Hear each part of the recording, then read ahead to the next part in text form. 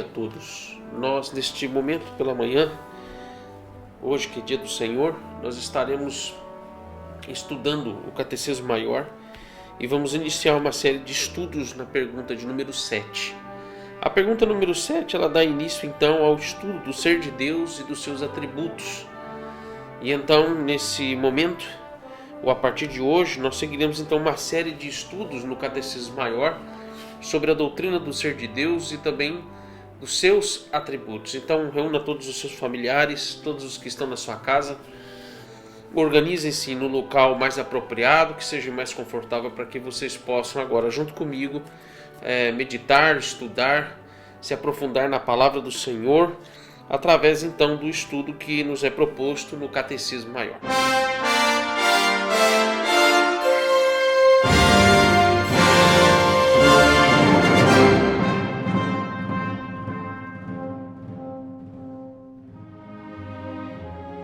A pergunta de número 7, ela diz assim: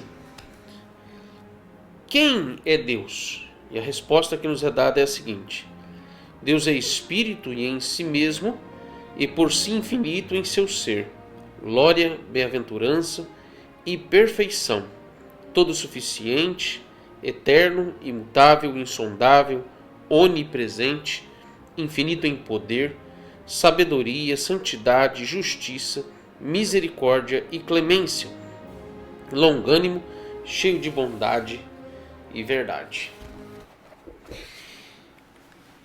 Na pergunta anterior, nós vimos sobre os aspectos que envolvem aqui a existência de Deus. Nós nos concentramos mais em entender como que a Bíblia nos expõe a doutrina da pessoa e das obras e também dos decretos de Deus. Já a pergunta número 7, ela se concentra mais agora em nos explicar de uma forma mais minuciosa sobre o ser de Deus e também os seus atributos. Nós vimos anteriormente que Deus, ele é uma verdade fundamental em relação à nossa existência. Tudo o que nós fazemos e o modo como nós vivemos diz respeito diretamente ao próprio Deus. Porque tudo vem dele e tudo volta para ele e tudo pertence a ele. Deus é uma verdade absoluta e inquestionável. Ele não pode ser evitado. Ele é uma verdade estabelecida, e quanto à verdade estabelecida, esta verdade não pode ser, em hipótese alguma, em nenhuma circunstância, ela não pode ser ignorada. Sendo assim, então, as Escrituras elas nos trazem um conhecimento suficiente sobre quem é Deus. Se não compreendemos então as verdades escriturísticas sobre Deus, todas as demais doutrinas elas serão mal compreendidas ou até mesmo elas serão distorcidas, como inclusive é o caso de tantas seitas e heresias que surgem no meio do cristianismo, na história do cristianismo. E eu gostaria de começar, por exemplo, citando os Mormons. E por que eu quero citar os Mormons? Os Mormons é uma seita que se originou entre ali o período de 1820 e 1830, né, que é a data oficial da organização da chamada Igreja de Jesus Cristo dos Santos dos Últimos Dias. E os Mormons, por exemplo, eles acreditam que Deus ele é provindo de uma matéria. Ou que Deus ele tem um corpo, como também nós temos. Quando você, por exemplo, tem grandes heresias provindas na história da igreja, especialmente no período da igreja chamada Igreja Patrística ou Antiga, quando eles negavam pontos fundamentais sobre o ser de Deus e as três pessoas da divindade. Por exemplo, você tem os gnósticos que, ao afirmarem que Deus era espírito bom, mas que havia criado o mundo material e com ele, então, se torna algo mal, um tipo de um Deus mau, eles a partir daí, então, automaticamente negaram a humanidade e também a encarnação de Cristo, considerando que Cristo ele apenas era uma espécie de um espírito enviado por esse Deus Criador.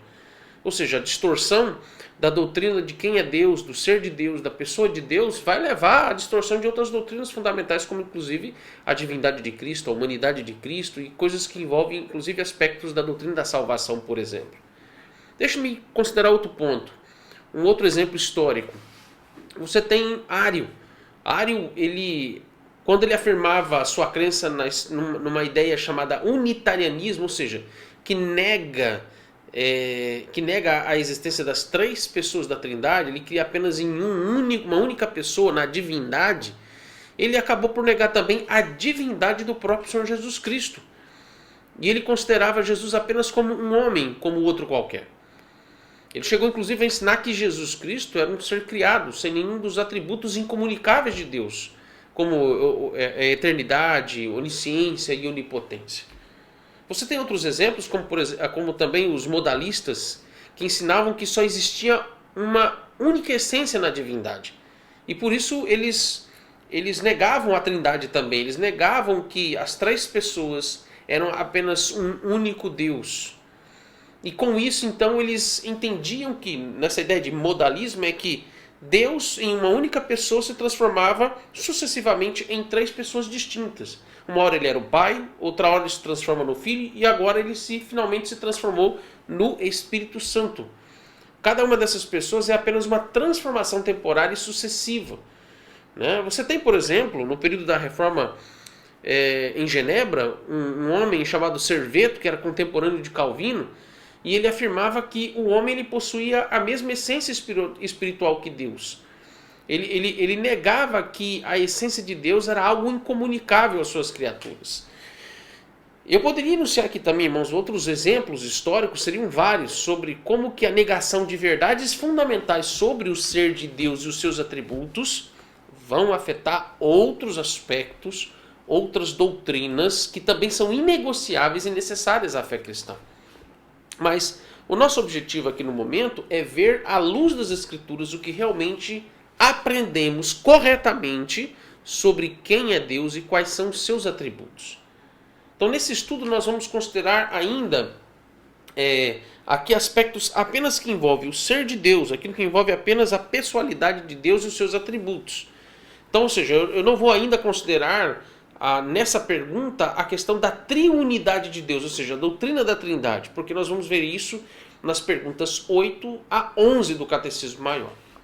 Sendo assim, então, como é que nós vamos estudar o ser de Deus e os seus atributos aí, conforme a pergunta número 7? A Bíblia nos revela o ser e os atributos de Deus, podemos assim dizer, em três partes gerais. Primeira parte diz respeito ao que a Bíblia nos fala quanto à existência e à pessoalidade de Deus. Ou seja, tudo aquilo que diz respeito à essência dele e à natureza dele. A segunda parte a Bíblia ela também nos fala do que Deus é capaz, daquilo que ele pode fazer, daquilo que ele faz, ou seja, tudo que diz respeito aos seus atributos poderosos e soberanos em relação àquilo que ele tem direito, aquilo que é prerrogativa dele, como também aquilo que ele sabe e conhece, e por fim, aquilo que ele pode fazer. Em terceiro lugar, a Bíblia, por fim, então, ela nos ensina sobre os atributos ou qualidades que envolvem o caráter de Deus, ou também envolve a personalidade de Deus. Uma outra divisão que nós devemos considerar, e ela é necessária aqui para entendermos os atributos, o modo como eles nos são expostos nas Escrituras, é também considerar quando que se trata o ser e os atributos de Deus no que diz respeito àquilo que Deus compartilhou e aquilo que Deus não compartilhou com o homem quando ele foi criado. E é isto, então, nós denominamos aqui de atributos incomunicáveis e os atributos comunicáveis. Por que incomunicáveis? Porque são atributos que pertencem a Deus que ele não compartilhou ou não comunicou ao homem quando ele foi criado. E comunicáveis são os atributos que Deus compartilhou e comunicou ao homem. E isso torna, inclusive, o que Gênesis capítulo 1, os versos 26 e 27, vão tratar sobre o fato de que o homem foi criado à imagem e semelhança de Deus. Quando você vai, por exemplo, para o Salmo de número 8, os versos 4 e 5, é muito interessante, quando lá ele vai também mencionar esse aspecto que envolve o fato de que o homem, ele não é igual a Deus, mas ele é a imagem e semelhança de Deus. Quando ele vai dizer que é o homem que dele te lembres e o filho do homem que o visites, fizeste, no entanto, por um pouco menor do que Deus e de glória e de honra o coroaste. Diz respeito, então, a aspectos de atributos, de alguns dos atributos de Deus que foram comunicados ao homem, e isso torna, então, a imagem de Deus, ou seja, ele não é igual a Deus. Curioso também, e muito pertinente, quando você vai para 1 Coríntios, no capítulo 15, verso 45, eu peço que você abra a sua Bíblia nesse texto, 1 Coríntios, capítulo 15, o verso de número 45, quando ele vai nos dizer algo muito importante aqui no que diz respeito a esse ponto que eu acabo de mencionar, aquilo que envolve os atributos incomunicáveis e os atributos comunicáveis, tornando então o homem não igual a Deus, mas semelhante ou à imagem do seu próprio Criador. Olha o que ele diz: pois assim está escrito, o primeiro homem, Adão, foi feito alma vivente. Ele diz respeito a Gênesis capítulo 2, verso 7. O último Adão, ou seja, está se referindo agora a Cristo. O último Adão, porém, é espírito vivificante. Ele está deixando claramente a distinção entre quem é Deus e quem é o homem. Então veja que nesse aspecto, então, há os atributos incomunicáveis e os atributos comunicáveis de Deus. Então, a primeira parte que nós vamos hoje estudar, não vai dar para estudar todos os atributos que são mencionados aqui hoje, em um único estudo. Eu vou fazer isso sucessivamente, um período após o outro. Então, o primeiro ponto que eu gostaria de considerar é já começando a primeira parte, que diz respeito ao que diz aqui, quando fala que Deus ele é espírito em si e por si infinito em seu ser, glória, bem-aventurança e perfeição, todo suficiente, eterno, imutável, insondável. Até aqui é o ponto que eu quero tratar hoje, no que diz respeito ao fato de que Deus, o ponto que vai se destacar aqui, nós vamos considerar Deus é espírito em si e por si infinito em seu ser. Eu quero hoje considerar apenas esse ponto, que diz respeito aqui à natureza de Deus, ou à pessoalidade de Deus, o ser de Deus, a existência dele. Quando ele vai dizer que Deus é espírito puríssimo e infinito. Esse primeiro ponto, então, ele diz respeito à existência, como também o ser de Deus. O que nós vamos denominar, então, de natureza e essência dele. Em primeiro lugar, a pergunta número 7 nos diz que Deus, então, é um espírito. E por que o Catecismo Maior nos diz que Deus é um espírito, em vez de dizer que Deus ele é espírito? Olhe bem a diferença. Deus é um espírito. Isso está considerado... Eu sei que o nosso Catecismo Maior, aqui traduzido, o que é a transliteração ou tradução que foi publicado pela nossa editora, vai falar Deus é espírito. Mas é interessante porque aqui na tradução do Catecismo Maior comentado pelo Gerard van Ross, Johannes Gerard Voss, ele vai considerar esse ponto aqui. E eu gostaria, inclusive, de tratar ele com vocês aqui, porque existe uma distinção aqui nesta expressão. Veja bem, quando aqui na pergunta de número 7, ele vai considerar a resposta da seguinte forma. Veja bem, ele vai dizer o seguinte: Deus é um espírito em si e por si mesmo, infinito em seu ser, glória, bem-aventurança e perfeição. Vamos até aqui apenas, que é o que eu estou considerando hoje. Veja, por que essa distinção em dizermos ou considerarmos esse pequeno detalhe em dizer que Deus ele é um espírito, em vez de dizer que Deus é espírito? Simplesmente porque Deus não é o único ser que é espírito. Mas quando a gente vai para a questão que envolve a criação do mundo espiritual, nós temos, por exemplo, os anjos. Nós temos também os anjos malignos ou os demônios, que também eles são em essência espíritos. Então veja aqui, Deus ele é um espírito, porque Deus ele pertence a uma classe de seres espirituais. João capítulo 4, verso 24 deixa isso claro, por exemplo. Então veja que o fato de dizer que Deus ele é espírito, então nós estamos crendo que a essência divina ela é espiritual, pura, livre, absoluta, independente, incorpórea. Ou seja, Deus não possui forma, ele não pode ser medido e não podemos definir a sua aparência. Deus ele pode tomar formas, como ele inclusive fez e relatado nos textos do Antigo Testamento. Deus tomou formas. Inclusive, quando nós vamos para Gênesis capítulo 18, você deve se lembrar que lá Deus ele tomou forma humana. As teofanias são provas claras de que Deus toma formas. Ele tomou, por exemplo, forma de fogo, de coluna de fogo, lá em Gênesis capítulo 15, diante de Abraão, no momento da aliança de corte, quando aquela coluna de fogo é o próprio Deus passando entre aqueles animais que estavam divididos ao meio. Quando você tem em Êxodo capítulo 3, versos 2 a 4, Deus ali se manifestando através de uma teofania com a sarça ardendo em fogo, mas não sendo consumida por este fogo. E por fim, quando você tem lá em Gênesis 20, versos 18 a 21, Deus se manifestando através de raios, relâmpagos, trovões e uma imensa fumaça que cobria o cume do monte onde Moisés estava ali se dirigindo para falar ou ouvir a voz de Deus. Ou seja, Deus ele pode tomar formas, como ele fez no Antigo Testamento, mas Deus não está subordinado a elas. Em outras palavras, estamos afirmando a individualidade e a personalidade de Deus. Deus é uma pessoa, mas uma pessoa distinta das suas criaturas, porque Deus não é matéria, mas ele é essência. Deus não tem misturas, mas é um espírito puríssimo.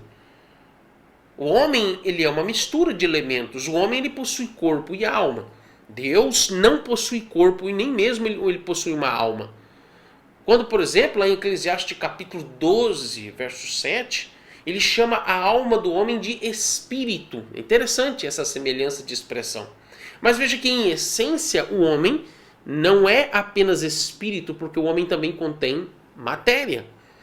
É claro que Deus comunicou ao ser humano a sua semelhança nesse aspecto de comunicar um espírito, em torná-lo vivo a partir disso. Mas, em hipótese alguma, Deus comunicou ao homem a sua essência divina, porque isto é algo que pertence única e exclusivamente ao próprio Deus.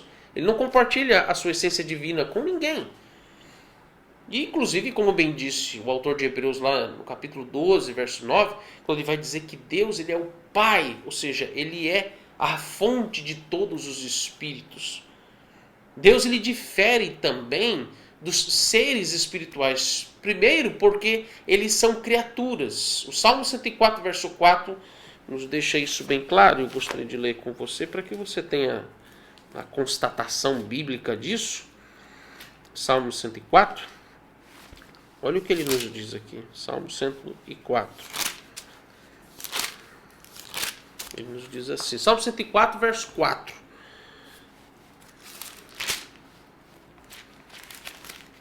Ele nos diz assim: fazes os teus anjos ventos e a teus ministros labaredas de fogo.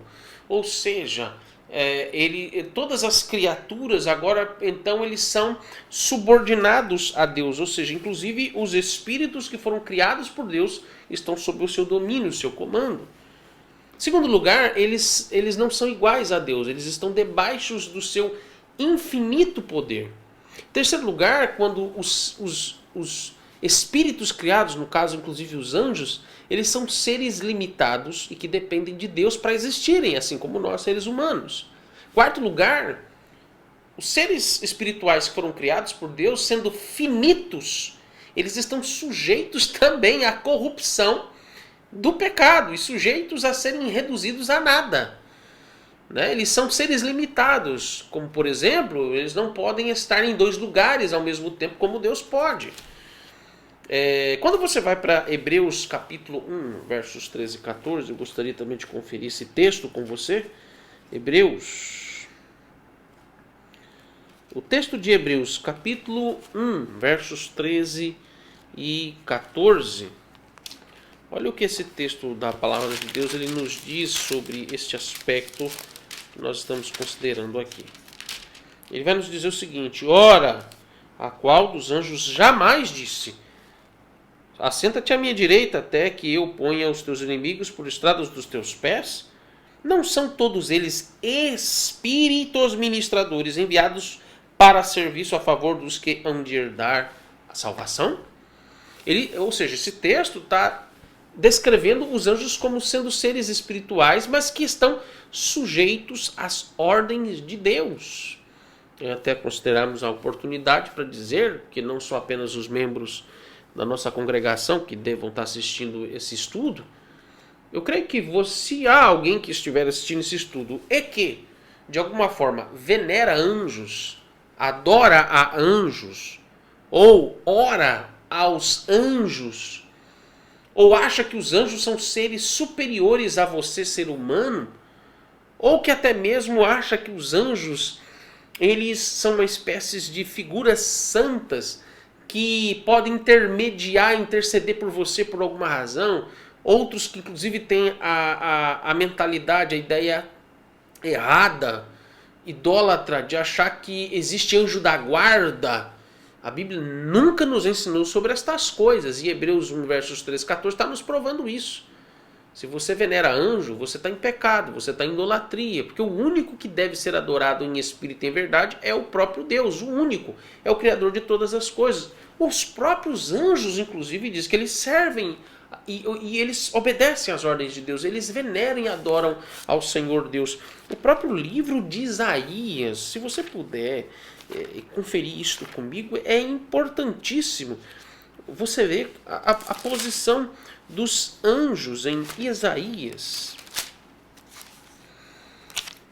Olhe bem, no capítulo 6 do livro de Isaías, o que ele vai nos relatar sobre estes seres celestiais ou seres espirituais. Quando ele diz o seguinte: na morte do rei Uzias, eu vi o Senhor assentado sobre um alto e sublime trono, e as abas das suas vestes enchiam o templo. Serafins, os tipos de anjo que são mencionados aqui, estavam por cima dele. Cada um tinha 6 asas. Com 2 cobria o rosto, com 2 cobria os seus pés, e com 2 voava. E clamavam uns para os outros, dizendo, eles estão adorando ao Senhor aqui: Santo, Santo, Santo é o Senhor dos exércitos, toda a terra está cheia da sua glória. Os anjos adorando ao Senhor. Inclusive nos evangelhos, especialmente no livro de Lucas, vai nos relatar que os anjos, eles adoraram a Jesus Cristo, que havia acabado de nascer. Os anjos, eles adoravam ao Senhor dizendo, Hosana, Hosana nas alturas, enaltecendo a segunda pessoa da Trindade, que era Jesus agora ali encarnado. Então veja que os seres espirituais estão todos sujeitos às ordens de Deus. O próprio Satanás, Jó capítulo 1 deixa isso claro. Satanás obedece às ordens de Deus. Apocalipse capítulo 22, verso 6 vai nos dizer que Deus, ele é um espírito super excelente. Ele é completo, ele é o Deus de todos os espíritos criados.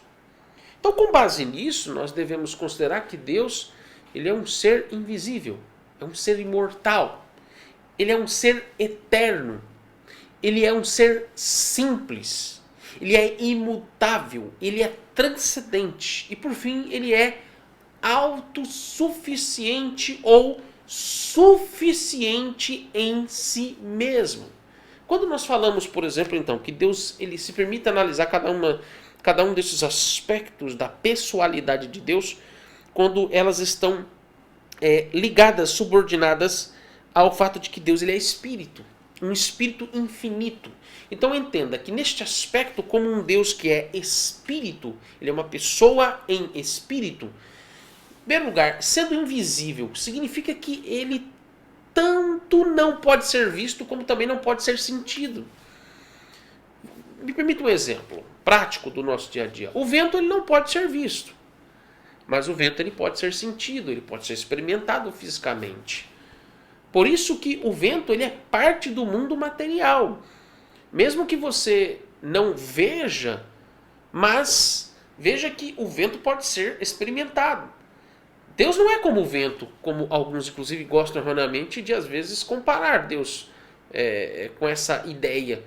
Mas Deus, ele não possui forma e ele nem mesmo está limitado à nossa realidade material.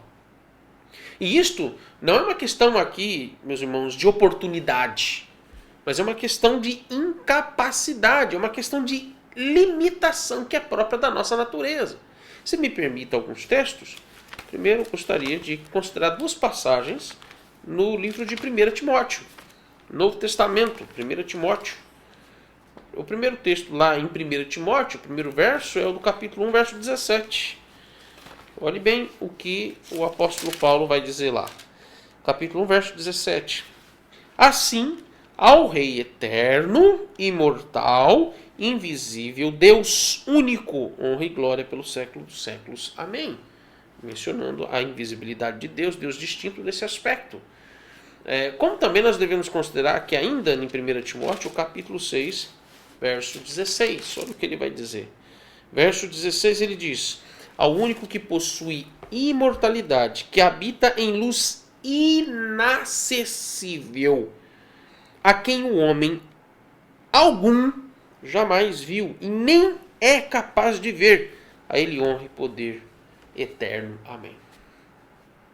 E por último, aqui ainda nesse ponto da invisibilidade de Deus, porque ele é espírito, quando nós precisamos considerar João capítulo 5, verso 37. Então vá para João capítulo 5, verso de número 37. Olha o que ele vai nos dizer nesse verso. Ele então diz assim: o Pai que me enviou, esse mesmo é que tem dado testemunho de mim. Jamais tende ouvido a sua voz, nem visto a sua forma. Veja então claramente que nós temos um hino no nosso cenário, que é o hino de número 13, o hino se chama Contemplação. A primeira estrofe, inclusive, nos mostra claramente, nos ensina corretamente o fato de que nem mesmo Adão, antes de pecar, ele pôde ver a Deus. Ninguém pode ver a Deus. E lá no céu, inclusive, ninguém vai poder ver a Deus Pai. Nós teremos a comunhão plena do Deus invisível personificado no Filho, que é Jesus Cristo. E ali veremos com os nossos olhos, físicos, nós veremos apenas o Filho, nosso Senhor Jesus Cristo. E assim então, na presença ali do Filho, encarnado e com seu corpo glorificado, também nós teremos o nosso corpo glorificado, purificados totalmente dos nossos pecados. Nós veremos o Filho, e no Filho teremos o gozo, a alegria, o deleite completo do prazer de ter comunhão com o Pai e com o Espírito Santo. Quando a gente fala então imortal, quando diz que Deus ele é imortal, significa que Deus é o único que não é passível de morte. Todas as suas criaturas, elas são passíveis de morrerem. Todas elas são passíveis de se verem separadas da presença de Deus, porque a palavra morte significa separação. Deus não pode ser separado de nada. Tudo que vem dele, existe por meio dele, e todas as coisas se voltam para ele, como eu disse no início. A vida e tudo que existe está nele. Deus ele é indestrutível. As criaturas são passíveis de morrerem porque elas não possuem poder em si mesmo. Elas não possuem o poder de dar vida a si mesmo, de gerar vida a si mesmo. Só Deus pode tirar a vida, como também só Ele pode dar a vida. Eu acho que esse é um ponto fundamental para entendermos e compreendermos como cristãos como nós devemos descansar no Senhor. Veja que esse aspecto, esse atributo de Deus, como ele é precioso, para lembrarmos que o modo como alguém morre, o modo como alguém perde sua vida aqui nessa terra, diz respeito ao fato de que Deus, ele é o único que pode doar a vida e o único que pode tirar a vida. Porque Ele é o Criador da vida. E isso nos lembra que nós devemos nos submeter à vontade de Deus nesse aspecto. Quando ele diz, por exemplo, que Deus ele é simples, o ser de Deus ele é simples, quer dizer que Deus ele não é composto de nada. Ele não veio de ninguém, ele não foi criado por ninguém. Às vezes é muito comum quando perguntam que, por exemplo, são perguntas até de crianças, quando diz assim, quem criou Deus? De onde Deus veio? Como Deus nasceu? Quem gerou Deus? Veja, meus irmãos, Deus não foi gerado por ninguém, Deus não foi criado por ninguém. Ele é o primeiro e o último, como o Apocalipse nos deixa claro. Simplesmente Ele é. Quando Ele se revela ao seu povo, Ele vai dizer, eu sou o que sou. Isso é atemporal. Ele é e simplesmente é. Simples significa que Deus é completo em si mesmo. Deus é indivisível. Ele não é em parte. Justo, Ele não é em parte. Santo, Ele não é em um pedacinho. Bom, Veja, Deus ele é totalmente justo, ele é totalmente santo e ele é totalmente bom. Completamente tudo que ele é está estabelecido nele mesmo. Ele não está dividido em partes. Ele não está dividido e ele não é composto de outras partes. Ele é completo em todos os seus atributos. Quando fala também que Deus ele é imutável, significa que Deus ele não pode ser alterado. Deus não é sujeito a mudanças. Seja em relação à sua vontade, seja em relação à sua essência e natureza, seja em relação à sua personalidade.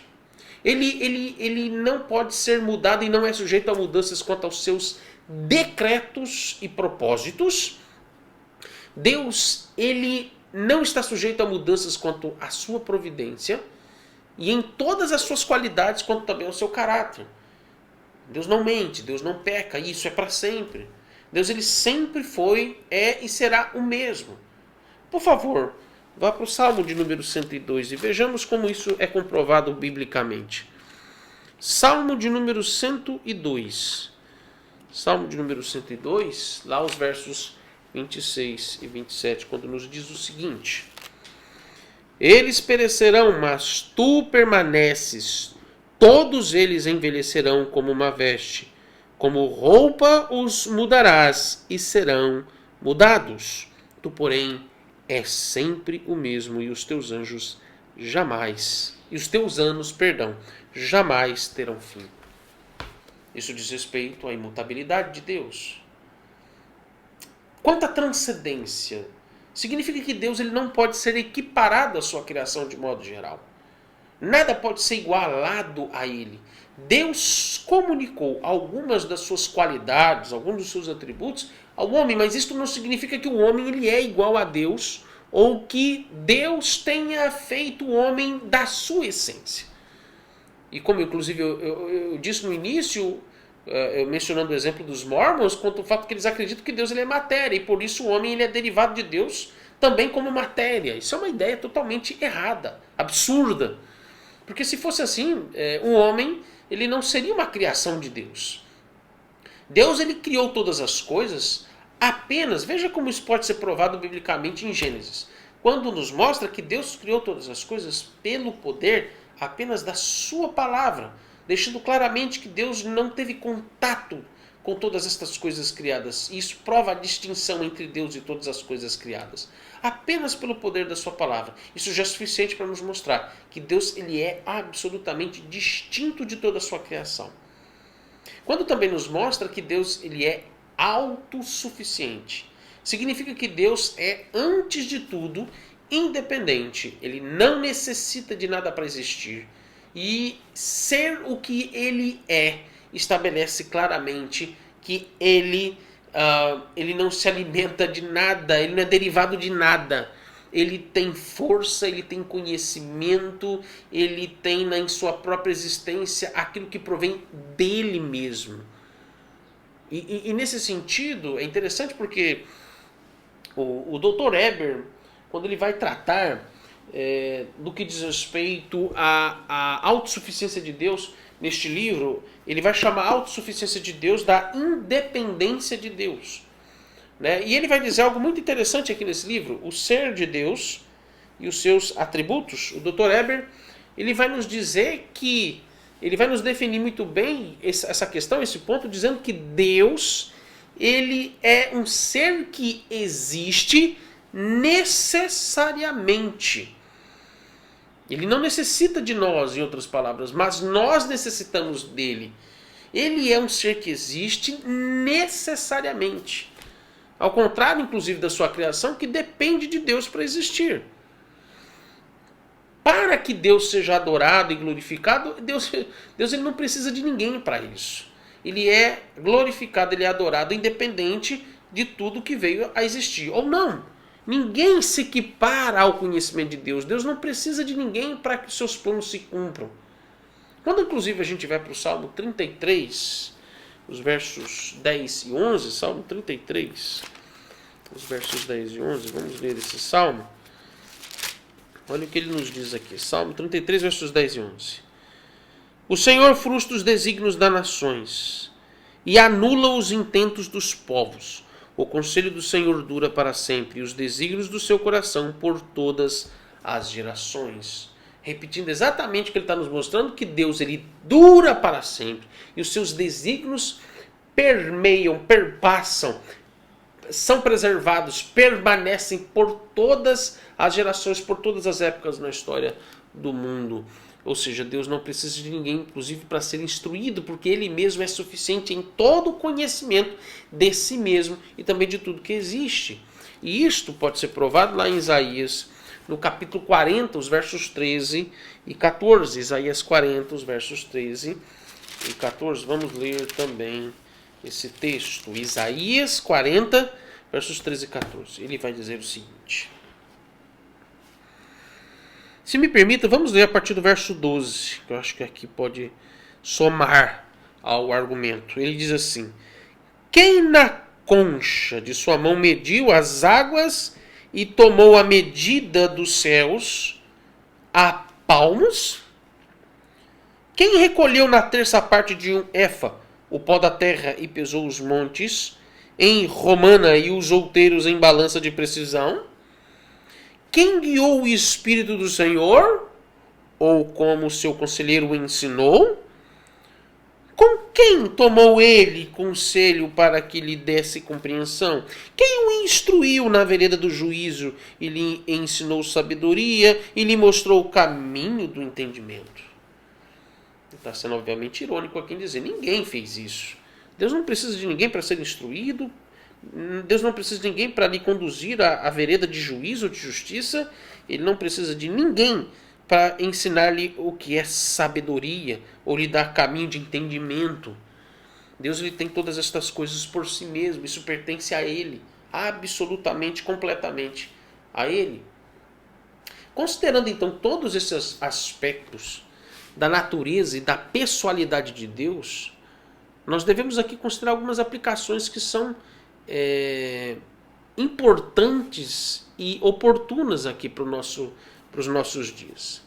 Primeira aplicação que eu gostaria de fazer diz respeito ao próprio texto de João 4, verso 24. Quando vai nos dizer lá que Deus ele é Espírito. E sendo Espírito, ele deve ser adorado em Espírito e em verdade. Isso nos diz ao fato de que Deus ele deve ser adorado de acordo com aquilo que ele é em essência.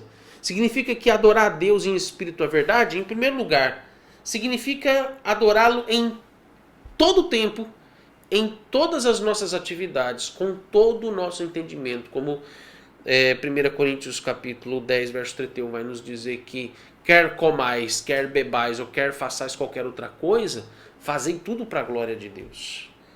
Segundo lugar, significa não ultrapassar a lei de Deus quanto ao modo como ele deve ser adorado, tanto na vida diária como também, especialmente, no dia do Senhor, no culto solene. Terceiro lugar, significa adorá-lo em espírito, significa não reduzi-lo a imagens, esculturas, figuras ilustrativas, sejam em livros, revistas, apostilas, e muito menos reduzi-los a qualquer tipo de imagem em nossa imaginação, na nossa mente. Deus não é igual a nós em sua natureza, e isso deve ficar claro quando nós o adoramos. Quarto lugar, significa que nós devemos adorá-lo com fé inteiramente no seu Filho, em Jesus Cristo. Porque Cristo é o mediador e o revelador de Deus a nós. E sem Cristo não é possível adorar a Deus como Ele quer. Se nós desejamos contemplar, meditar na glória de Deus, se nós desejamos ter comunhão com Deus, nós precisamos de Cristo para que tenhamos essa comunhão com Ele. A segunda aplicação que eu gostaria de fazer diz respeito à nossa vivência diária nesses últimos dias concernente ao que está acontecendo. A maneira como nós devemos encarar as circunstâncias em nossa vida deve refletir quem é Deus em sua essência. Por exemplo, muitas pessoas recorrem à medicina, à ciência, inclusive à política, como a gente tem visto hoje, como fonte, talvez última, como fonte absoluta, final, de solução para todos os seus problemas. Veja o perigo disso. E veja que, especialmente nessas últimas semanas, ou nesse último mês, em que muitos eles estão depositando fé, depositando esperança em soluções e saídas através de médicos, cientistas, políticos, instituições afins, para encontrarem uma solução para a humanidade no que diz respeito ao coronavírus, em consequência disso, a crise econômica. Veja, e isto leva então as pessoas a ignorarem quem é Deus e do que ele é capaz de fazer, como também daquilo que ele é capaz de saber. Nós precisamos lembrar que todas as enfermidades elas estão debaixo da suficiência de Deus.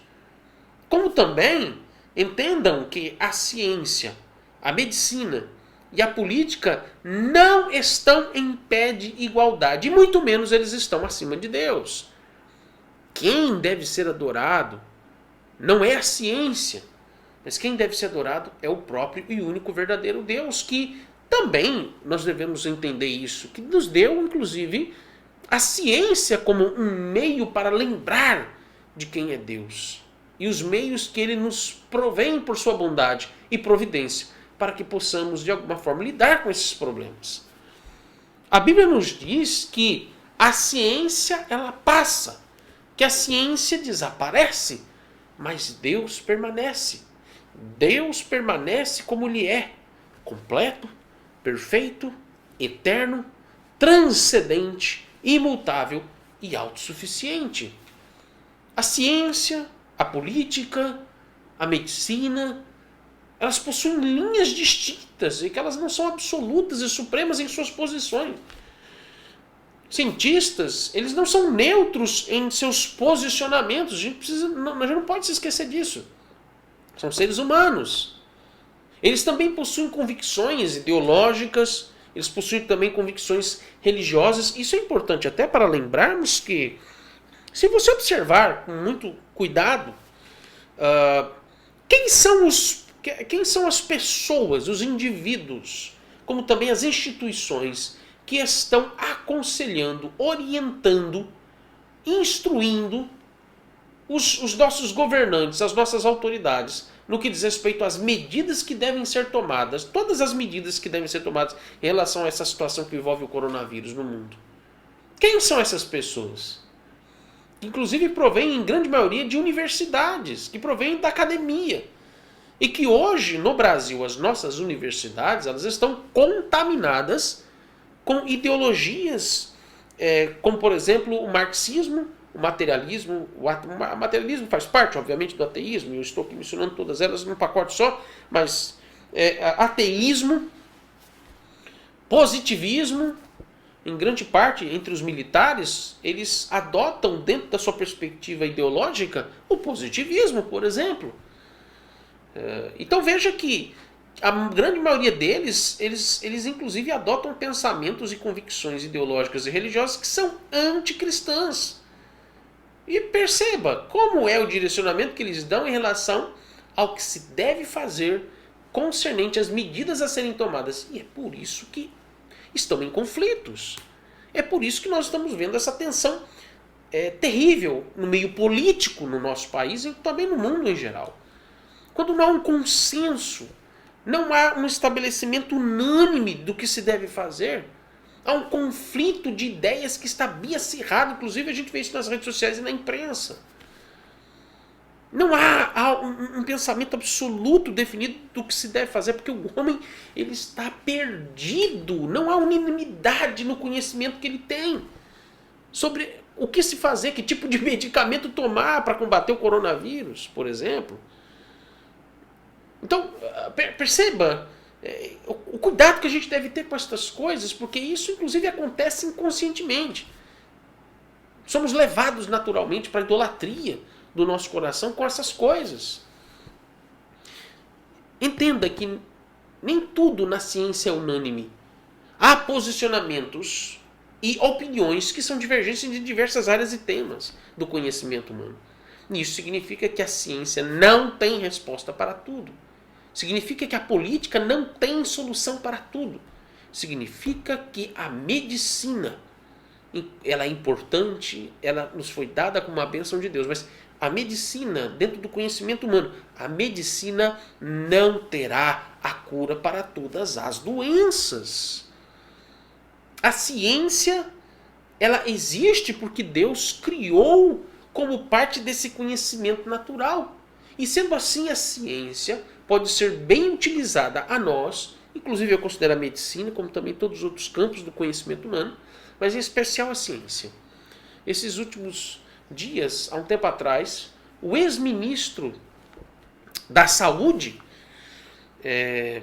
antes desse que já saiu, mas o antepenúltimo ministro da Saúde, quando ele, inclusive, num dos seus discursos, ele disse que a ciência seria a luz para trazer soluções concernente ao que estava acontecendo com a doença. Que a ciência era uma espécie de esperança e de luz que traria solução e a saída para resolver essa situação. Totalmente equivocado esse pensamento. Ele vai contra a própria Escritura, que nos diz que nenhum conhecimento que nos é dado está acima de Deus. Deus é a luz. Ele é o Pai das luzes. É Deus quem é a causa última de tudo que acontece nesse mundo. A ciência, nós cristãos, especialmente os reformados, devemos entender que nós cristãos devemos considerar, não devemos ir para os extremos. Não rejeitar a ciência. Alguns, infelizmente, fazem isso. Isso é pecado.